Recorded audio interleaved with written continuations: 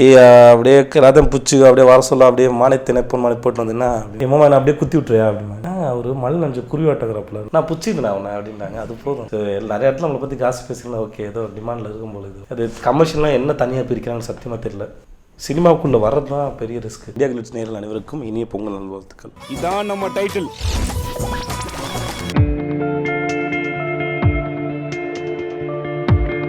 ஐதப்போ முதல்ல ஒரு 1 week 4-5 days இருக்கும். நீங்கள் 4-5 டேஸ் செம்ம ப்ரெஷராக இருந்தது. அதுக்கப்புறமா தான் அது கேரக்டர் புரிய ஆரம்பிச்சதுக்கப்புறம் தான் அது வந்து உள்ளே போக ஆரம்பித்தேன். டேரக்டர் வந்து செம்ம ஃப்ளோவில் இருந்தார். அவர் டெவலப் பண்ணார். நான் எக்ஸ்ட்ரா பிட்டு ஏதாவது ஒன்று சின்னதாக தான். பட் 99% கோகுலோட தான் அது எல்லாமே. அவர் தான் வாடல இதெல்லாம் கண்டுபிடிச்சது. அதுக்கப்புறம் சின்னதாக கூட சேர்ந்து அது கூட ஒரு 10 டேஸ் கழிச்சு உள்ள கேரக்டரில் போக ஆரம்பிச்சதுக்கப்புறம் நம்மகிட்ட ஒரு சின்ன சின்ன இம்ப்ரூவைசேஷன் அது வரைக்கும் எல்லாமே டேரக்டரோட தான். எனக்கு சென்னை ஸ்லாங் ஓரளவு வரும். நான் இங்கே படித்து வளர்ந்ததுனால எனக்கு சென்னை ஸ்லாங் ஓரளவு வரும். என் ஃப்ரெண்ட்ஸ்லாம் பசங்களாம் இங்கே வரேன். பட் அவர்கிட்ட இன்னும் ஸ்ட்ராங்காக இருந்தது.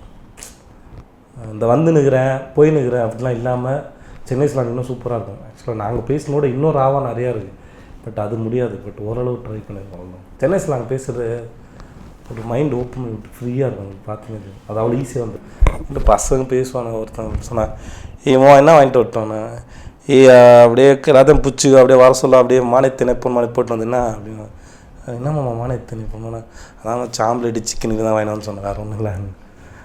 அப்புறம் மூஞ்சி மாங்க காசு ஃப்ரெண்டு ஏமா நான் அப்படியே குத்தி விட்டுறியா அப்படின்னா என்னடா நான் ட்ராப் பண்ண சொல்கிறான். ஒரு மழை நஞ்சு குருவாட்டங்கிறப்பில்னா எண்ணெயெல்லாம் வச்சு தலையை அழுத்தி வரணுந்தா சொன்னேன்னா ஒரு மழை நஞ்சு குருவாட்டங்கிறப்பில் இங்கே கவனிச்சிங்களா சுமார் முஞ்சி குமார் தான் டீசன்ட்.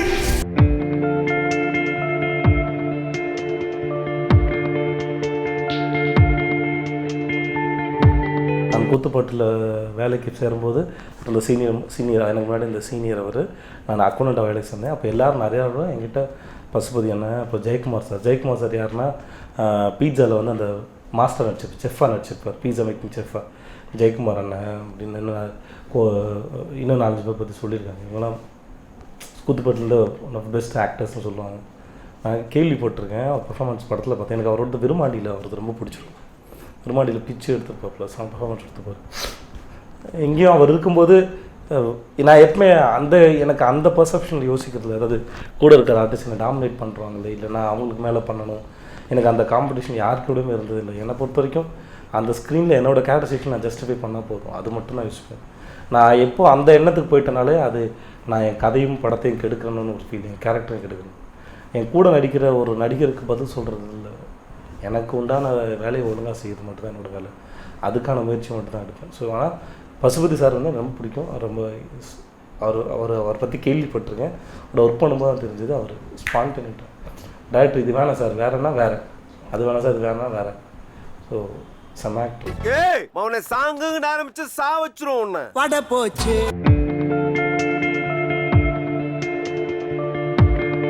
ஜென்ரலாக நான் பண்ணாபத்தினோட ரொம்ப அழகான விஷயம் என்னென்னா ஒரு உயிரற்ற பொருள் மேலே நீங்கள் நேசத்தை வைங்க, அன்பு செலுத்துங்களேன், அதுக்கு ஒரு சைடில் உயிர் வரும். அதுதான் அந்த படம். அது உயிர் வருமா பேசுமா என்ன அப்படின்னு கேட்டால் அது பேசவும் உயிர் வரல, உணர வைக்கும், அது உணரும். அப்போ அது நீங்கள் உணர்கிற இடத்துல தான் இருக்குது. நீங்கள் நான் ஒருத்தரை நேசிக்கிறேன் அன்பு செலுத்துகிறேங்கிறத சொல்லி புரிய முடியாது. அது உணர வேண்டிய இடம். அது நீங்களும் அதே அளவு பாசத்தோடு நேசத்தோடு இருக்கும்போது உணர முடியும். அந்த படம் அது ரொம்ப ரொம்ப பாசம் அதிகமாக இருக்கிற மனுஷங்களுக்குள்ள அவங்க ரொம்ப நேசிக்கிற ஒரு காரு. அதுக்காக அந்த கார் மேஜிக் பண்ணுமானா மேஜிக்லாம் பண்ணாங்க. மேஜிக் பண்ணுற காரில் படிக்காத படத்தில் ரஜினி சார் வச்சுருந்தாங்க. பட் அவர் லக்ஷ்மி ஸ்டார்ட் ஆகிடுனா ஸ்டார்ட் ஆகிடுவோம், அது தப்பு பண்ணால் ஸ்டார்ட் ஆகிடும். இது அந்த மாதிரியான கார் இல்லை. இந்த காரை ஒப்பிடுவார். இந்த கார் நம்ம எங்கள் பண்ணையாருக்கு இன்னொரு பையன் மாதிரி, எனக்கு ஒரு சகோதரன் மாதிரி, ஒரு சகோதரனை போல தான் இருக்கும். ஸோ அந்த மாதிரி எல்லாருக்கும் பிடிச்ச ஒரு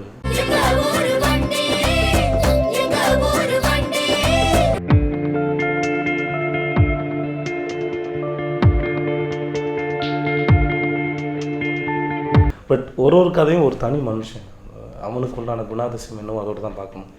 நான் அப்படி தான் ஒரு கதை ஆரம்பிக்கும் போது இல்லைன்னா ஜென்ரலாக எல்லாருக்கும் இருக்கிறதாங்க. அது நீங்கள் ஒரு படம் பார்த்துட்டு நல்லா இருக்குது நல்லா இல்லைன்னு எப்படி சொல்கிறீங்க? அந்த படத்தோடைய போஸ்டர் ட்ரெய்லர் இதெல்லாம் சேர்ந்து அந்த படத்துக்கு உங்களுக்கு ஒரு மூடை க்ரியேட் பண்ணணும். படத்தை பார்க்குறது அந்த உங்களுக்கு கதை தெரியாது, ஆனால் அந்த படத்தை சார்ந்து ஒரு மூடு ஒன்று க்ரியேட் ஆகும். அதுக்குள்ளே தான் போகிறீங்க. ஸோ அதுதான் இந்த படம். அது போகும்போது அது உங்களை ஏமாத்துச்சுன்னா ஒரு ஃப்ளோவில் கூப்பிட்டு போயிட்டே இருப்பாங்க. அது எங்கேயா உங்களை ஏமாத்துச்சுன்னா என் படம் லேக் அடிக்கிற மாதிரி இருக்கும், இல்லை படம் இழுக்குதா, இல்லை போர் அடிக்குதுன்னு தோணும். அந்த மாதிரி தோணாமல் இருந்தாலே போதும். பண்ணையார் பத்தினி பொறுத்த வரைக்கும் எனக்கு இந்த பாயிண்ட் ரொம்ப பிடிச்சிருந்தது. ஒரு உயிரற்ற பொருள் மேலே நீங்கள் அன்பு செலுத்தும் போது அதுக்கு உயிர் வரும் அப்படிங்கிறது நிஜம். அது உணர முடியும், அது உணரணும், அவ்வளோதான். அது ஒரு செய்தியில் அது இதெல்லாம் நடக்கும். அதுதான் இந்த படம். அந்த என்ன கேட்டிங்கன்னா, எனக்கு எங்கள் அப்பா வாங்கி கொடுத்த சில பொருட்கள் மேலே இருக்குது. அது வீட்டில் இருக்குது ரொம்ப நாளாக. எங்கள் அப்பா இல்லை, அப்போது சின்ன வயசில் யூஸ் பண்ண சில திங்ஸ்லாம் இருக்கும். அதெல்லாம் சேர்ந்து அவரோட ஞாபகார்த்தங்கள் இருக்கும். அப்புறம் எப்பவுமே நம்ம எல்லாருக்குமே இருக்கும், அப்பா போட்ட ஷர்ட்லாம் சின்ன வயசில் எடுத்து போட்டிருப்போம். அவருடைய வாசனை இருக்கும். அது ஒரு செம்ம ஃபீல். அது ஆக்சுவலாக சின்ன வயசு எல்லா குழந்தைங்களும் பண்ணும். அப்பா பண்ணுற மாதிரி பண்ணுறது, அப்பாவோட ஷர்ட் எடுத்து போட்டுக்கிறது, அவர் யூஸ் பண்ண பவுடர் ஸ்மெல் இருக்கும். அதெல்லாம் ஏதோ ஒரு அந்த ஷர்ட் போடும்போது நம்ம அப்பா கூட இருக்க மாதிரி ஒரு ஃபீலை கொடுவாங்க. ஸோ அது எப்படி கொடுக்குது அதுனா அது சொல்ல முடியாது, வார்த்தையில் சொல்ல முடியாது. இது எதனால், என்ன காரணம் அப்படிலாம் சொல்ல முடியாது. ஜேபி சார், ஜெயபிரகாஷ் சார் சொன்னால் அவர் தான் பண்ணையார். பண்ணையாருக்கு ஒரு தங்கமான மனுஷன். இதுக்கு வேறு யாராவது ஒருத்தர் வச்சு அவர்கிட்ட எப்படி தங்கமான மனுஷன்னு ஒரு சீன் பண்ணுறத விட ஜெயபிரகாஷ் சாரை வச்சு ஒரு ஷாட் வச்சாலே போதும் தங்கமான மனுஷன் தெரியும். அது முகத்துலேயே இருக்கும்.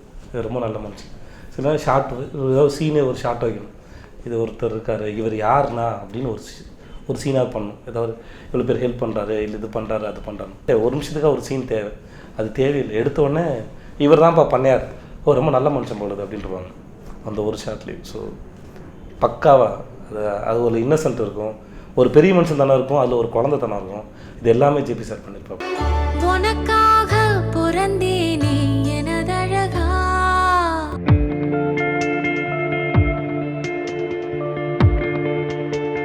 இம்ப்ரெஸ்ஸு ஜன்னான் சார் தான். ஏங்க பேராண்மைன்னு ஒரு படத்தில் ஒரு நிமிஷத்தில் அரசியல் கிளாஸ் எடுக்கிறாருங்க. வேறு என்னங்க வேணும்?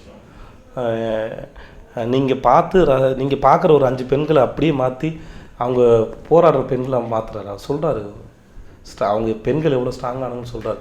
அவங்கள எப்படி இருந்தாலும் எப்படி டிரான்ஸ்மிஷன் பண்ணி காமிச்சிடும். உங்களுக்கு எங்கேயா இடிச்சுதா படம் பார்க்கும்போது, அதோட எப்படி ஆட்டம் போட்டுருந்த பொண்ணுங்க எப்படி மாறினாங்க, அந்த டிரான்ஸ்மிஷன் அவர் கொடுக்குறாருல. அதுவாக இருக்கட்டும். அந்த படம் பேராண்மைலாம் சூப்பர் ஃபிலிம். பேராண்மை ஈலாம் பார்த்துட்டு நானும் என் ஃப்ரெண்டு தினேஷ், அந்த அட்டகத்தி ஹீரோ தினேஷ், நான் அவன் ஈல் நடிச்சிருந்தான். நான் இன்னொரு ஃப்ரெண்டு ஆனந்த் கும்பேஷ் சொல்லிட்டு அவர் கூட வசந்தகுமார்னு ஒரு படம் நடிக்கிறாங்க. முழுது அவர் பார்க்க போயிருக்கோம் மந்தவெளியில் ஒரு வீட்டில். நான் ஒரு ஜூனியர் ஆர்டிஸ்ட்டு, தினேஷும் அப்போ ஒன்றும் பெருசாக பண்ணல. என் நண்பர் அசிஸ்டன்ட் டைரக்டர். நாங்கள் யார் என்ன ஏதுன்னு தெரியாது. நண்பர் ஆனந்த் கும்பேஷன் தான் அந்த படம் சார்ந்து நிறைய விஷயங்கள் பேசிகிட்டு இருக்காரு அவர்கிட்ட. நானும் தினேஷும் உட்காந்து கேட்டுட்ருக்கோம். கிட்டத்தட்ட 1 மணி நேரம் தன்னை பார்க்க வந்தவங்க யார், ஏன்னா ஃபஸ்ட் படம் நேஷனல் வாங்கியிருக்காரு, ஹிட்டு, நீங்கள் எங்கள் கூட பேசிட்டுருக்காரு. சாதாரணமாக பேசுகிறார், ரொம்ப சாதாரணமாக, எந்த ஆட்டிடியூடையும் காணும். நாங்கள் வெளியே படத்தை பற்றி பேசினா அவரை பற்றி பேசுகிறது தான் அதிகமாக இருக்குது. எப்படி இவ்வளோ சாதாரண ஒரு மனுஷன் இருக்க முடியுது அப்படின்னு சொல்லிட்டு 1 மணி நேரம் என் நண்பர் கேட்குறேன், நீ யார்ப்பா, நீ என்ன பண்ணுற, ஏன் இவ்வளோ கேள்வி கேட்குறான்னு. அவன் கேட்குற அத்தனை கேள்விகளுக்கும் அவ்வளோ நிதானமாக அவ்வளோ அழகாக பதில் சொன்னார். இதுக்கு அவன் சில ஷார்ட்ஸ் கேட்டாப்புல சில விஷயங்களை சொன்னார். இவர் நண்பர் சில விஷயத்தை பாராட்டினார். அதுக்கு விளக்கம் சொன்னாப்புல. 2 பேர் பேசினாங்க. நமக்கு ஒன்றுமே தெரியாது, நமக்கு பார்த்தோம். என் வேலை தனி, நான் தனி, என்னோடய கேரக்டர் தனி. அப்படி தான் நான் இன்றைக்கி எனக்கு அது ரொம்ப பிடிச்சிருந்தது ஆக்சுவலாக. இதுக்காக இப்போ என்ன கேட்டிங்கன்னா எல்லோரும் நீ சிம்பிளாக, நான் என் படம் ஓடிச்சுருக்கா, நான் என்ன பண்ண முடியும், அதுக்கு நான் ஒன்றும் பண்ண முடியாது, நான் அப்படியே தான் இருக்க முடியும். இது என்னோடய கேரக்டர், நான் அவ்வளோதான். அந்த மாதிரி தான் நான் இதெல்லாம் இந்த மாதிரி இவர் பார்க்கும்போது அங்கேருந்துலாம் கற்றுக்கிறது தான். இந்த மாதிரி நான் எஸ்பி ஜனா சார் மாதிரி அவங்க பார்க்கும்போது நம்ம அங்கேருந்து கற்றுக்கிறது தானே. ஏன்னா அது அவ்வளோ லேஸ்பட்ட திங்கிங் இல்லை. அதெல்லாம் படம் மட்டும்லாம் அவ்வளோ லேஸ் இல்லை. பாஸ்டர்டுக்கு விளாட்டும் கொடுத்துருப்பாப்ப சூப்பராக இருக்கும். ஜீவா சார் பேசுவாப்புல அந்த இடத்துல, அவரும் பசுபதி சாருக்கு உண்டான கான்வர்சேஷன், அதான் படத்தோட முக்கியமான சீன். அது ஆக்சுவலாக சூப்பராக கொண்டு வந்திருப்பாப்புல. அந்த ஸ்க்ரீன் ப்ளே ரொம்ப சூப்பராக இருக்கும். அது புறம்போக்கு super script, loved it. Arya சான்ஸே இல்லைங்க. நான் கேள்விப்பட்டேன் அதெல்லாம் போய் ஆர்யா பொண்ணுங்களுக்குலாம் பிடிக்கணும். என்ன கேட்டிங்கன்னா ஆர்யா பசங்க பொண்ணு எல்லாருக்கும் பிடிக்கும். Is so sweet, is very sweet, no attitude, nothing. First டேவே நான் அவர் எப்படி பிஹேவ் பண்ண போகிறான்னு நினச்சிட்டு இருந்தேன். அவர் ரொம்ப கேஷுவலாக இருக்காப்புல, ரொம்ப சாதாரணமாக இருக்காப்புல. இப்போ எனக்கு ஃபோட்டோ எடுத்துகிட்டு இருக்காங்கன்னா அவர் அது வரைக்கும் பேசாமல் இருக்குது. ஒன்று கேரமில் இருக்க முடிச்சுட்டு கூப்பிடுங்க அப்படிலாம் இல்லை. அவர் ஸ்பாட்டில் சாதாரணமாக இருக்கார், சாதாரணமாக இருக்கார். எதுவுமே தெரியல. ஆரம்பித்து ஒரு ½ அன் ஹவர்லேயே ரொம்ப கேஷ். அவர் தான் கேஷ். ஏன்னா என்னை பொறுத்த வரைக்கும் எனக்கு அவர் சீனியர். ஸோ நான் அந்த ஒரு டிஸ்டன்ஸ் இருக்குன்னு நினச்சிட்டு இருந்தேன். அவர் அந்த டிஸ்டன்ஸில் உடச்சி காலி பண்ணிட்டாப்புல. அதெல்லாம் ஒன்றுமே இல்லைன்னு அவர் ரொம்ப சமமாக தோளில் கை போட ஆரம்பிச்சிட்டார். அவருடைய பெரிய மனசுத்தனம், மெச்சூரிட்டி அது. அந்த ஷாம் சாரும் அப்படி தான். ஷாம் சார்லாம் வந்து என்னை எப்போ பார்த்தாலுமே என்னை பாராட்டுவார். அவர் அது என்ன சொல்கிறது, respect him lot. I respect him lot.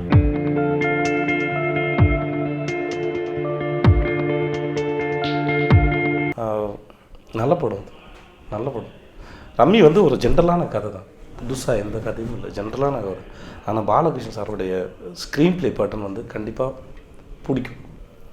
அது சொல்லப்பட்ட விதம், அது சீன்ஸை முன்ன பண்ண மாற்றி சொல்கிறது, ஓப்பன் பண்ணுறதெல்லாம் உங்களுக்கு வந்து அது சம சுவாரஸ்யம் போகும் படம்.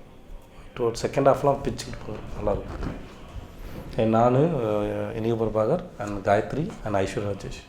இது வந்து ஒரு லவ்வு, கொஞ்சம் ஆக்ஷன், காமெடி, ஃப்ரெண்ட்ஷிப் கலந்த ஒரு படம்.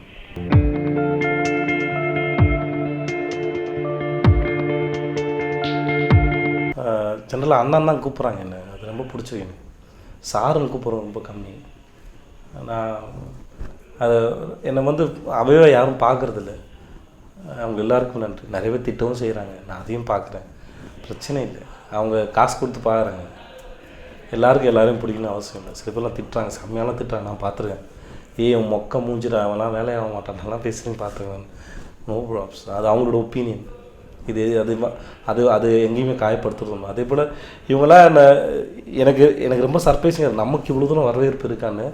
ஆனால் பசங்க நான் பிடிச்சிருந்தேன் அவனை அப்படின்றாங்க. அது போதும், இது மேலே வேறு ஒன்றுமே தேவையில்லை. ஏன் பிடிச்சிருக்கு, எதுக்கு பிடிச்சிருந்தேன், நான் அவன் பிடிச்சிருக்கேன்றாங்க, சந்தோஷம், அது போதும்.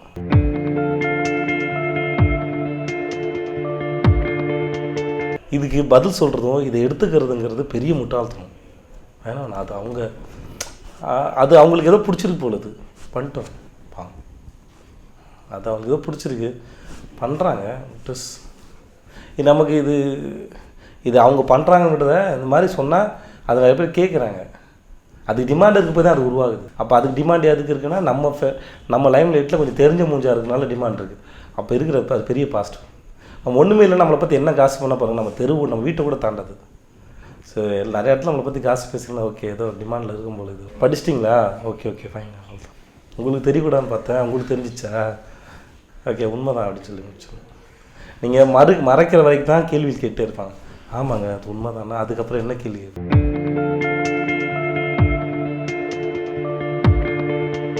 இன்றைக்கி சிவாவை நான் மட்டும் இல்லை, அதர்வா சூப்பராக நடிச்சிருப்பார். பரதேசி பெஸ்ட் ஆக்டர் படம் வாங்கி சூப்பராக நடிச்சிருப்பாங்க. அட்டகத்தி பாருங்கள், தினேஷ் சார் வேறு யாரும் ரீப்ளேஸ் பண்ண முடியுமா? முடியவே முடியாது. கௌதம் கார்த்திக் கடலில் பிச்சிருப்பார். இப்போ சமீபத்தில் சிப்பாய் ட்ரெய்லர் பார்த்தேன் நான், சூப்பராக பண்ணியிருக்காரு. நீங்கள் இன்றைக்கி லேஸ் பட்ட ஆளுங்க இல்லை, இன்றைக்கி இங்கே இருக்கிறது அவ்வளோ லேஸான ஆக்டர்ஸ் இல்லை, அந்த மாதிரி இல்லை. ஸோ அதனால் இனிமேல் அந்த இது வேண்டாம். ஜென்ரலாக ஒரு படம், அந்த படம் சாதாரண போதும். அது விஜய் சேதுபதி இல்லை என்னென்னா, விஜய் சேதுபதி சிவகார்த்திகேயனா அப்போ விஜய் சேதுபதி ஸ்டார் ஆகிட்டான் மாதிரி பேசுகிறாங்க. அது வேண்டாம் எனக்கு அப்படிலாம் ஸ்டாரே வேண்டாங்க. அது டு பி நார்மல். ஏன்னா நிறைய யங்ஸ்டர்ஸு நிறைய டேலண்ட்டோடு வராங்க, சூப்பராக பண்ணுறாங்க. அது வேண்டாம். இது 2 பேர் மேலே மட்டும் ஃபோக்கஸ் வேணாம்னு தான் சொல்லுவார். சிவா படம்லாம் சூப்பராக இருக்குது, ஜாலியாக இருக்குது. சிவா படம் நம்பி போகலாம். சிவா இருக்காரா போங்க, அவர் உங்களை என்டர்டெயின் பண்ணுவார்.